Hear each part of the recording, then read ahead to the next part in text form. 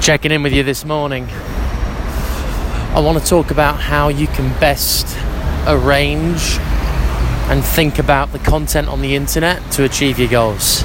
So, for example, one thing I've learned working for an advertising agency and working with some big brands is the way we think about content and communication on behalf of a big brand.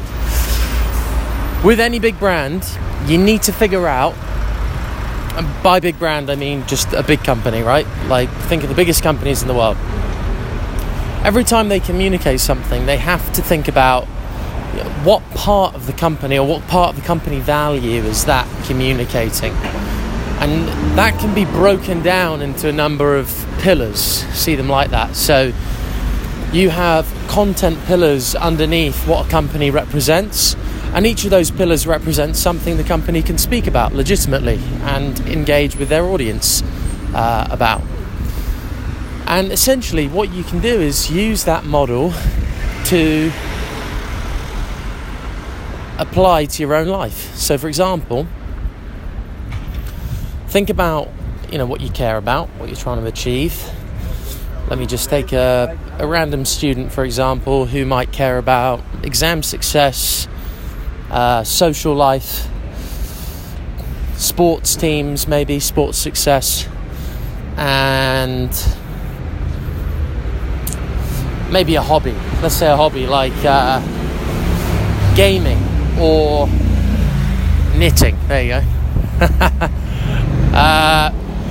One of those two. Yeah, gaming or knitting. Whatever you like doing, everything's cool. So you'd think about those four things, and on your phone, on your smartphone, you'd think, right, on every platform I'm on, social, internet, app, anything, how do I make sure that the majority of content I'm getting through those platforms ladder up to one of those communication pillars? So how do I make sure I've got some exam-related tips and advice coming down my phone? How do I make sure I've got some sports-related, information and tips and things that's going to help me get better or just keep me engaged with that goal?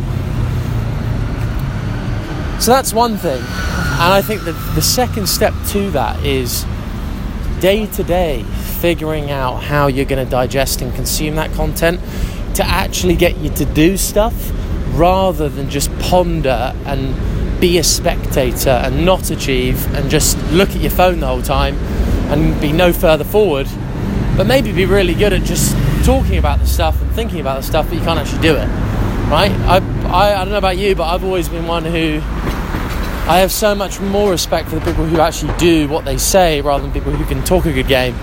But really, when you look under the hood, there's nothing there. There's no real medals or results on the table. It's just talk, and anybody can talk. It's not difficult to do that.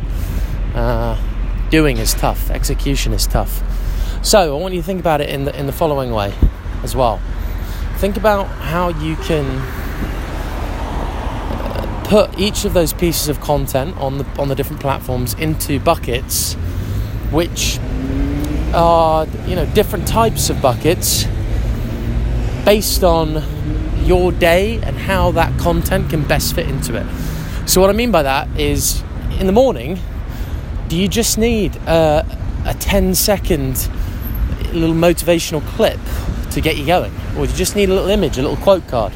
Get that on your Insta. Get every morning. Get a quote card coming in on Insta, in your feed. Boom, there you go. Off to a good start.